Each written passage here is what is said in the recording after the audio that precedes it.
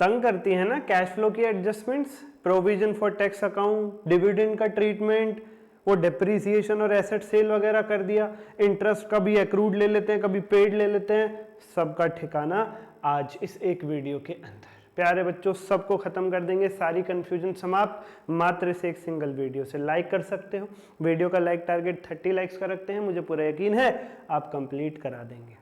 शुरू करते हैं बिना किसी देरी के, लेके प्रभु का नाम, cash flow statement all adjustments. ये हमारी पूरी सीरीज चल रही है, हर एक चैप्टर के कीमती एडजस्टमेंट्स हम करा रहे हैं, बाय बैक करा दिया, आज कैश फ्लो की बारी, ऐसे पूरे चैप्टर की आएंगी तो सब्सक्राइब करके बेल आइकन तो दबा लो।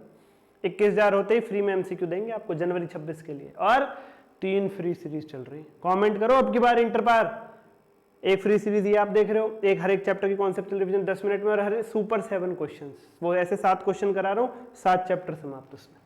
डिस्क्रिप्शन में जाओ लिंक, और पूरे सिलेबस की conceptual revision, RTB, PYQ, MCQ, chapter wise test और स्टडी मैट के क्वेश्चन, सब कुछ 35 घंटे में चाहिए। स्क्रैच से पहली बार पढ़ोगे तो भी समझ में आएगा। तुम्हारा आखिरी इलाज वीडियो के डिस्क्रिप्शन में चार्ट रिवीजन बैच है, 2 हार्ड बुक भी दूंगा चार्ट की, सब कुछ 35 घंटे में, पहली बार पढ़ोगे तो भी आएगा। जाओ, नॉमिनल प्राइस है, ले लो। शुरू करते हैं बिना किसी देरी के, लाइक जरूर कर देना। सबसे पहले प्रोविजन फॉर टैक्स, जहां दिखे प्रोविजन फॉर टैक्स झंझट करो खत्म, प्रोविजन फॉर टैक्स का अकाउंट बना लो, और ओपनिंग बैलेंस यहां लिखो बाय बैलेंस बीडी के नाम से, क्लोजिंग बैलेंस यहां लिखो टू बैलेंस सीडी के नाम से। जितना प्रोविजन क्रिएट किया है करंट ईयर में वो यहां लिखो बाय पी&एल के नाम से, और जितना टैक्स पे कर दिया है वो यहां लिखो टू बैंक के नाम से। झंझट खत्म। Opening balance by balance BD, closing balance to balance CD. जो प्रोविजन आपने क्रिएट किया है करंट ईयर में, ये पी&एल में मिलता है क्वेश्चन के अंदर, या लिखा हुआ मिलेगा प्रोविजन क्रिएटेड, वो यहां पर, और जितना टैक्स पे कर दिया वो टू बैंक के नाम से। ये प्रोविजन फॉर टैक्स अकाउंट आपका पूरा हो जाएगा। अब ये वाले अमाउंट को ऑपरेटिंग एक्टिविटीज में प्लस कर देंगे, नेट प्रॉफिट बिफोर टैक्स में, और ये वाले अमाउंट को ऑपरेटिंग एक्टिविटीज में ही माइनस कर देंगे। ये वाले अमाउंट को जो नीचे आता है ऑपरेटिंग एक्टिविटीज में minus tax paid, cash generated from operation में से माइनस करते हैं, जो बस खत्म खत्म। हाँ, कई बार क्या होता है, इन 4 में से कोई 3 चीजें दी होती है, चौथी तुम बैलेंसिंग फिगर के तौर पे ढूंढ लोगे।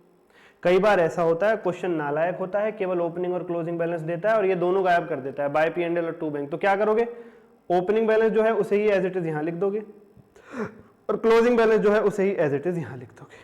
काम खत्म, खेल खत्म, पैसा हजम। प्रोविजन फॉर डाउटफुल डेट, बढ़े तो ऑपरेटिंग में प्लस, घटे तो ऑपरेटिंग में माइनस। उसके बाद प्रॉपर्टी प्लांट इक्विपमेंट के साथ एक्यूमुलेटेड डेप्रिसिएशन, ये वाली एडजस्टमेंट बड़ी तंग करती है कि भैया एक एसेट था, उसे इतने में खरीदा था, उसके पार्ट को बेच दिया, उस पर अभी तक का इतना डेप्शन था, बाकी बचे एसेट्स पे इतना डेप्शन है, बेचते वक्त इतना प्रॉफिट इतना लॉस, बड़ी झंझट होती है। कुछ नहीं करना आपको, कुछ नहीं करना, पीपी का और एक्यूमुलेटेड डेप्शन का अकाउंट बना लेना, ठीक है। एक्यूमुलेटेड डेप्रिसिएशन का एक और नाम होता है प्रोविजन फॉर डेप्रिसिएशन, यानी जब से एसेट को खरीदा है तब से लेकर आज तक की डेट का इकट्ठा डेप्रिसिएशन। ओपनिंग बैलेंस यहां लिखो बाय बैलेंस बीडी के नाम से, क्लोजिंग बैलेंस यहां लिखो टू बैलेंस सीडी के नाम से। जो एसेट आपने बेच दिया है, जो एसेट आपने बेच दिया है, उस एसेट को जब खरीदा था तब से लेकर आज की डेट, सेल तक की डेट का डेप्रिसिएशन यहां लिखो टू पीपी के नाम से। जो एसेट आपने आज बेच दिया है, बेच दिया हो या राइट ऑफ कर दिया हो, एक ही बात है। जब से उसे खरीदा था तब से लेकर आज डेट ऑफ सेल या डेट ऑफ राइट ऑफ तक का जो भी डेप्रिसिएशन है वो यहां पे लिखो, बेचने या राइट ऑफ वाले एसेट पर टोटल डेप्शन खरीदने वाले दिन से लेकर आज तक, और जो बाकी बचे हुए एसेट्स पर करंट ईयर का डेप्रिसिएशन है वो यहां लिखो बाय डेप्रिसिएशन के नाम से, बाय डेप्रिसिएशन के नाम से, बाय डेप्रिसिएशन के नाम से। ये वही है जो ऑपरेटिंग एक्टिविटीज में प्लस होता है। ऑपरेटिंग एक्टिविटीज में नेट प्रॉफिट बिफोर टैक्स में ऐड करते हैं ना डेप्रिसिएशन, ये वाला अमाउंट होता है, ये वाला अमाउंट होता है। ओपनिंग क्लोजिंग बैलेंस का कोई इफेक्ट नहीं जाता कहीं भी, ठीक है सर, ठीक है। और ये वाला अमाउंट जो एसेट बेच दिया है या राइट ऑफ कर दिया, उस पर डेट ऑफ परचेज से लेकर डेट ऑफ सेल या राइट ऑफ तक का डेप्रिसिएशन, एक तो यहां आता है और एक ऊपर जाएगा ये पीपी अकाउंट में, एक यहां भी आएगा ये पीपी अकाउंट में। इसका सेकंड इफेक्ट यहां आ जाता है पीपी अकाउंट में बाय एक्यूमुलेटेड डेप्शन के नाम से। अब बनाओ पीपी अकाउंट। ओपनिंग बैलेंस यहां, पीपी एक एसेट है, एसेट का ओपनिंग बैलेंस डेबिट साइड लिखते हैं, क्लोजिंग बैलेंस यहां, क्लोजिंग बैलेंस यहां, ठीक है सर। जितना एसेट और खरीद लिया वो यहां टू बैंक के नाम से, जितना बेच दिया वो यहां बाय बैंक के नाम से। बेचते वक्त लॉस हुआ तो यहां बाय पी&एल के नाम से, बेचते वक्त प्रॉफिट हुआ तो यहां टू पी&एल के नाम से। खत्म। अरे है क्या भाई, खत्म। ओपनिंग बैलेंस यहां, क्लोजिंग बैलेंस यहां, जितना और खरीद लिया टू बैंक, जितना बेच दिया बाय बैंक, बेशक लॉस हुआ बाय P&L, प्रॉफिट हुआ टू P&L, राइट ऑफ अगर किया वो भी आएगा बाय P&L, लॉस हो चाहे राइट ऑफ हो यही आता है बाय P&L का, खत्म खत्म भाई। प्रोविजन फॉर टैक्स अकाउंट क्या है, by balance BD by P&L, to bank to balance CD, to bank को ऑपरेटिंग में माइनस करो और बाय P&L को ऑपरेटिंग में प्लस करो, 4 में से 3 दे रखे, चौथा बैलेंस फिगर ढूंढ लो, गायब है तो ओपनिंग बैलेंस को वहां लिख दो, क्लोजिंग बैलेंस को वहां लिख दो, इनको कॉपी पेस्ट कर दो। पीपी अकाउंट एक्यूमुलेटेड डेप्शन कैसे बनेगा, by balance BD to balance CD by current year depreciation, current year का डेप्शन टू पीपी यानी जो एसेट बेच दिया है राइट ऑफ कर दिया उस पर डेट ऑफ परचेज से लेकर आज तक का डेप्शन, वो टू पीपी का दूसरा इफेक्ट यहाँ आ जाएगा बाय एक्यूमुलेटेड डेप्शन। और पीपी कैसे बनेगा, पीपी कैसे बनेगा, ओपनिंग बैलेंस यहाँ, क्लोजिंग बैलेंस यहाँ, जो खरीदा यहाँ, जो बेचा यहाँ, बेच तक लॉस हुआ तो यहाँ, प्रॉफिट हुआ तो यहाँ, राइट ऑफ है तो यहाँ, खत्म खत्म। और बाय डेप्शन को ऑपरेटिंग में प्लस करना है। और इधर ये जो टू बैंक है ये इन्वेस्टिंग में माइनस होगा, ब्रैकेट लगा के शो होगा परचेज ऑफ एसेट के नाम से, परचेज ऑफ एसेट के नाम से। ये जो बाय बैंक सेल हुई है इन्वेस्टिंग में प्लस होगा सेल ऑफ एसेट के नाम से, इन्वेस्टिंग एक्टिविटीज में सेल ऑफ एसेट के नाम से।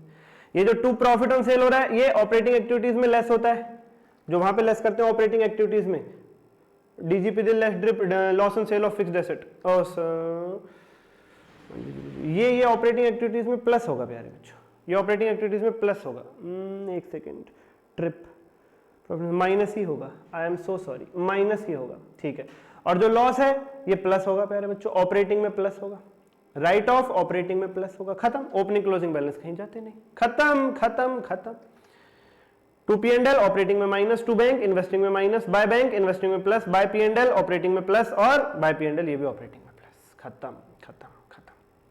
इंटरेस्ट ऑपरेटिंग में जो आप ऐड करते हो ऑपरेटिंग एक्टिविटीज में वो एक्रूअल बेसिस पे करना है, और फाइनेंसिंग में जो लेस करते हो वो पेड बेसिस पे करना है। आपने 10 लाख का लोन लिया 5% के ब्याज पर, साल का ब्याज हुआ 50,000, तो ऑपरेटिंग में ऐड करोगे पूरा 50। अब मान लो उसमें से पे कर दिया है आपने केवल 45, तो फाइनेंसिंग में माइनस होगा केवल 45, पूरा पे किया तो पूरा ही माइनस होगा, जितना पे किया उतना।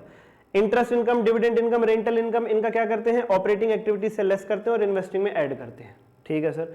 ऑपरेटिंग में लेस करेंगे एक्रूअल बेसिस पे, इन्वेस्टिंग में ऐड करेंगे रिसीव्ड बेसिस पे। आपने 5 लाख की इन्वेस्टमेंट करी 20% के रेट ऑफ रिटर्न पर, 1 लाख रुपया हो गया, तो आपका एक्रूअल ऑपरेटिंग में लेस होगा पूरा 1 लाख।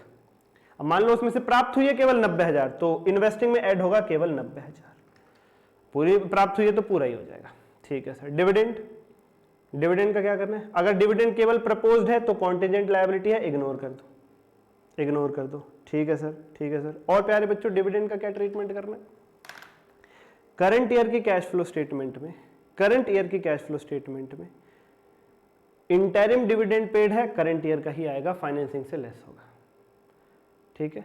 मान लो 24-25 की कैश फ्लो स्टेटमेंट बना रहे हो, तो डिविडेंड कहाँ जाता है, डिविडेंड सर जी अपना उधर जाएगा, ये अपना जो है क्या बोलते हैं सर, ये फाइनेंसिंग एक्टिविटीज में माइनस।